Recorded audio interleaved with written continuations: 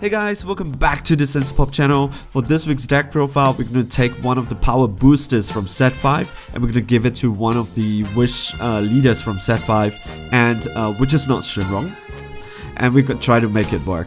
Dun, dun, dun, dun, dun, dun, dun, dun, dun. So some of you, the experienced player, will be scratching your head right now and said, why this leader over Dende? That's a valid question. Dende, it's a very good leader. You know, he could tap him and then you get 2 Dragon Balls. You get a draw 2 every turn. Why am I not playing that? Good question. Because what do you not understand about Cold Bloodlust and Frieza?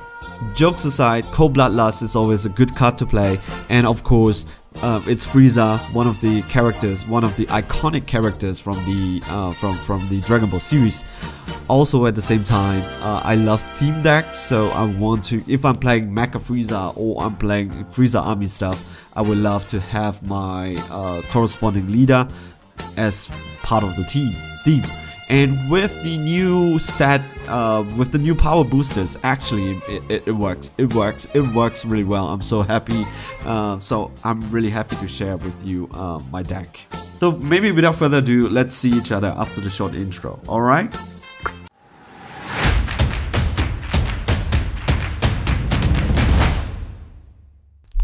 Alright, so let's talk about the deck, yeah?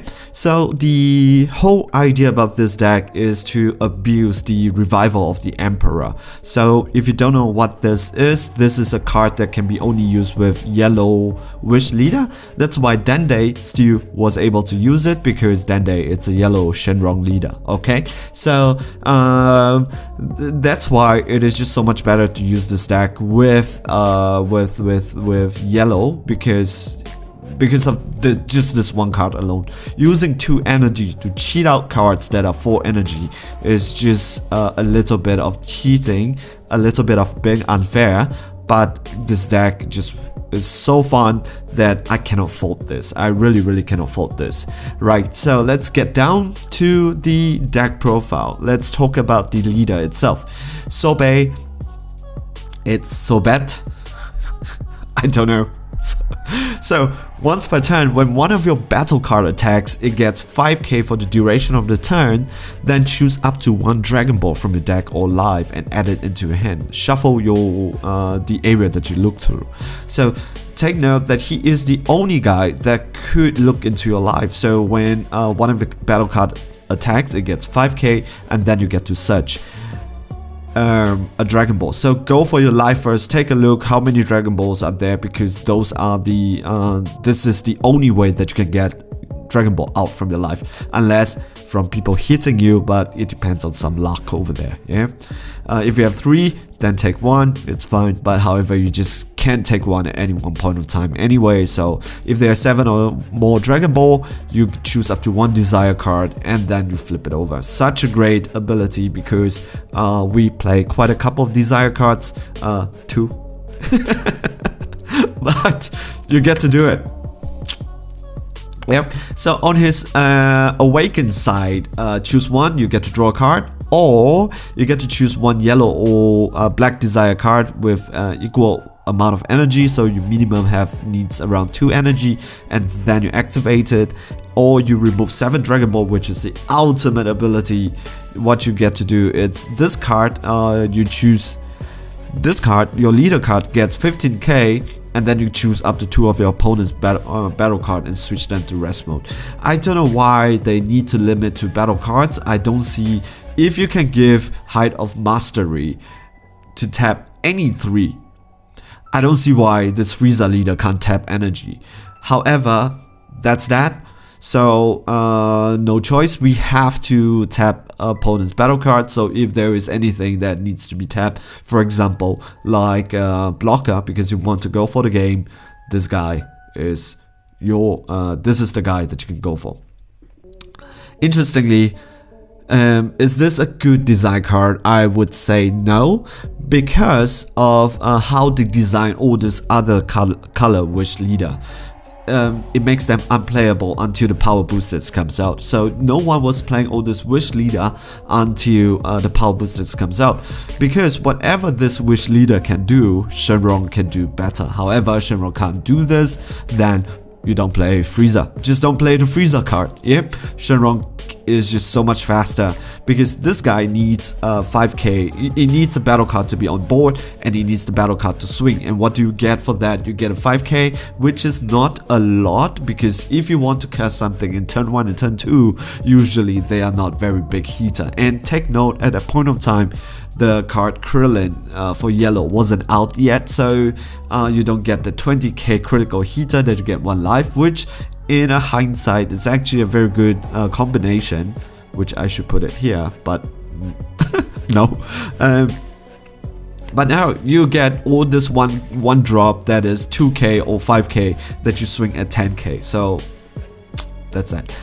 What can they do better? If well, like I said, everything is better with the power of hindsight. Everybody, it's like 2020, right? Captain Hindsight. What they can do is once per turn, do it like Chi-Life. Once per turn, activate, take a look at your, take 1 Dragon Ball from your life or from your deck and add it into your hands. And if your battle card swings, it gets 5k. If you don't want to do that, that's fine. Take that away. But once per turn, you could activate main, so that you don't lose out in terms of so much tempo and limit deck building a lot just because of this. Alright, so let's go to the deck. We played 7 Dragon Ball, 3 Dragon Radar. 3 is a good number here. Usually, some people play 2, but I would explain why 3. 3 is such a great idea for this deck. And let's talk about this guy. Let's talk about how you get Dragon Ball first, right? So Dragon Ball Seeker Sobe. When you play this card from your hand, choose 1 Dragon Ball from your deck. So it has to be from your deck. So when you play it from your hands, choose 1 Dragon from your deck, add it into your hand, then shuffle. So here's a 5k, swing with him, then you get the 5k, so you could swing a 10k. Swing with this Sobe too, so that in turn 1, when you can attack, you get to swing with him and him 2 for 10k. Not exactly very groundbreaking, but that's all you can do. So you get 2 Dragon Ball in turn 1. The other ways to get that Dragon Ball is this guy. This is the one that kind of speeds up the whole deck a little. If a Frieza or Sorbet card it's in your battle area, you can play this card from your hands without paying its energy cost. So he's a free cast. If this guy, it's a Frieza, even though he got cut. He is still a Frieza, so that's good. But however, he's not good for swinging because he's a 2k. So when he swings, it's a 10k. It's a 7k. I don't know why they felt the need to make this a 2k, but that's that. And yep. So if these 2 are in your battle area, unless these 2, I don't know why if you're playing him to get the Dragon Ball, when this 2 is on board, there's something wrong with the deck. You are not drawing well, so that's that. Okay, so Tagoma, I need to make sure I spell this, I pronounce this correctly. Tagoma. Okay, so Tagoma, when you play this card, if your leader is a yellow Shenron card, you get to choose 1 Dragon Ball from your deck, place it in your drop area, then shuffle your deck, draw 1 card. You can play Tagoma for the duration of the turn. Why is this so? Why don't they just said, hey, just add it into your hand, because you could basically just put it and draw a card. Ain't it? Right? No, this is good. Because you can't play 1-star Dragon Ball, you can't play 2-star or the 4-star Dragon Ball from it, so you don't get the effect. However, what you can do here is you can still play him after you get all your Dragon Ball. He is a draw one. If he's a blocker, he will be the best card out there for this deck, right? But he's not a blocker, so he's a free 5k swing. But he's still really good, because in a sense, you get to draw that 1 card. So take note, you get to draw 1 card no matter if there is a Dragon Ball. So even if in the late game, when you have him in your hands, and if Frieza or Sobat is still in your battle area, you get to play him, and then you get to draw that 1 card. Just like that. So a good card, one of the best, if not the best, in the power boosters set. Yep. Good. Take note that you can only play once per turn, and however, if you can have 2 or 3 of him on your board. It's totally fine, as long as you don't play him at the same turn. Yep. Alright, let's maybe talk about the desire card over here. The first desire card that we play is Personal Ambition. This is where I am being proven wrong, because when I was making, when the card first came out, I keep on questioning people who plays Personal Ambition, right? So what does he do? He is a desire card. If your leader is a Shenron card, you get to draw 1 card, then choose up to 1 of your energy and switch it to rest mode. Basically, he's a draw 1. He is a draw 1 by discarding 1, so you don't gain anything. But I've been proven wrong, because thinning out your deck is such a good idea, no matter what. Yeah, and with him, so imagine you get to awaken in turn 2. You could use his ability. You could tap 1, draw 1, then untap 1, then flip him over, take him back into your hands, and then you draw 1. So you just keep on drawing 1. And at the same time, because he is a yellow desire card, or he is a desire card because this leader doesn't really care, what you can do is you can activate his ability, get to draw 1 and untap 1. So it really move you out from a ditch, because you could either draw 1 or you could draw 1 and untap 1. Yep. So this card in combination with the leader, it's really good and playful. Thinning out your deck, it's a good idea, and of course it helps. It's a better synergy just to untap that 1 by using his ability to activate that 1. Yep, it's good. I like it. Playful of them. Now, the whole reason why to play a yellow wish leader is this card alone. So this card gains desire in all areas. Activate main. If your leader it's a yellow Shenron card, choose 1 Frieza from your drop area, energy 4 or less, and play it. So energy 4 or less, it's fine. Just play it for 2 energy. Yep. In 1 turn, if you have 2 of this, if you have 2 or 3 energies, right? You could tap 2, use him, bring 1 of these guys out, and then use his ability, his second ability, choose 1 yellow and choose 1 yellow desire card, activate it and bring. So in 1 turn, while you are having 2 or 3 energy, when you are awakened, you could bring 2 of these guys out. These are 4 cores, a heater, and they're extremely strong, especially Clan of Terra Mecha Frieza. Alright, I will talk about them later, but this is the desire card, right? And if you feel the need to untap your energy or to get this revival of Emperor back, you could always use Dragon Raider to pull it back into your hands, knowing that you are thinning out your deck so fast, because this is a free draw 1, this is a free draw 1, he draws 1, and Dragon Raider you can draw 2, so sometimes you can choose not to draw 2, but just to bring out 1 of this card back into your hands so that you can play it even more. And Cold Bloodlust, of course, if a leader is a Frieza army, you negate, no discussion needed. This is the reason why I would even pick Frieza over Dende, just because of this card. It gives you so much more control over the deck. Dende is faster, Frieza has more control. Right? And let's talk about why this card. Okay, so this card, only 1 can be played in your battle area because he is kind of broken. Initially I played 3 of them, but after some play testing I kind of reduced it to 2, and he is an extremely good card, really, when you play with the Wish Leader. He is himself a 20k 3 cost, so that is really good value back there, yeah. And you get to choose activate main, you get to choose 1 of your opponent's battle card, ignoring barrier, and it can't switch to active mode for the next turn, so they can't do anything until the end of their next turn. So they cannot be, they cannot awaken, yeah? They cannot untap. Yep, and activate main once per turn, sparkling 7. And you will get it because 7 Dragon Ball.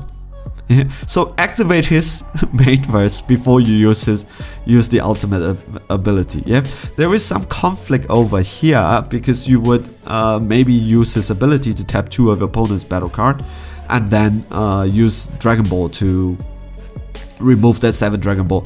But hopefully by then you have 7 Sparkling to help to use this sparking effect. Yeah, it's not sparkling, it's sparking. Sorry.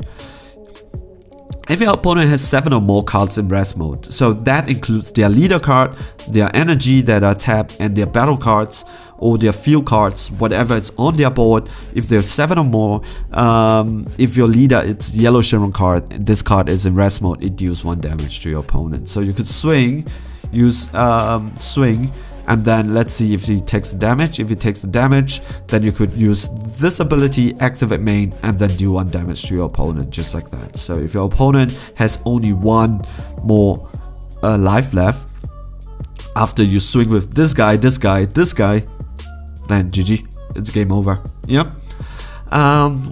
Especially right now with a lot of Broly that are playing or stuff, right? Death Ball. If your leader is a Frieza, it gets 15k for the duration of the battle. If it's your turn, choose up to 1 of your opponent's battle card and KO it. Pretty good. Swing with him, tap him, 30k, and then you choose up to 1 of your opponent's battle card and KO it.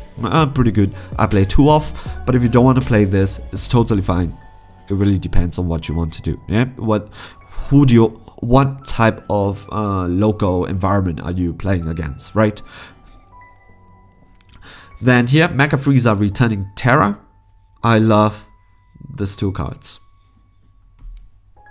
So this card is dual attack. When you play this card, you may place 1 card from your hands into your drop area.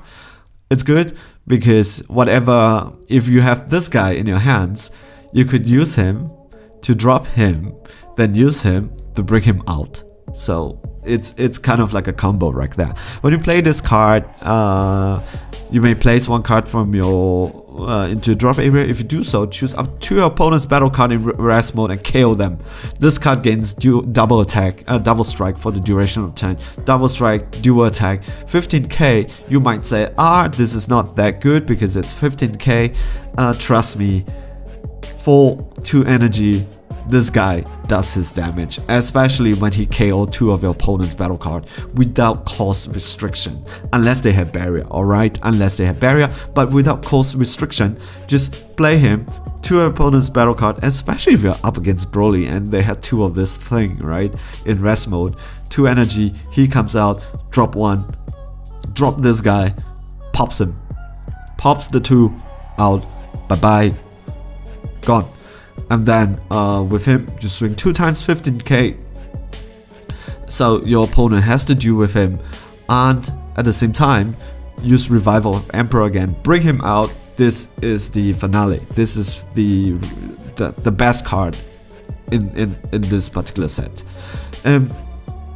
When you play this card, it's a double strike 20k for 4 cores, so he gives more pressure than this guy. But don't underestimate 15k double strike dual attack.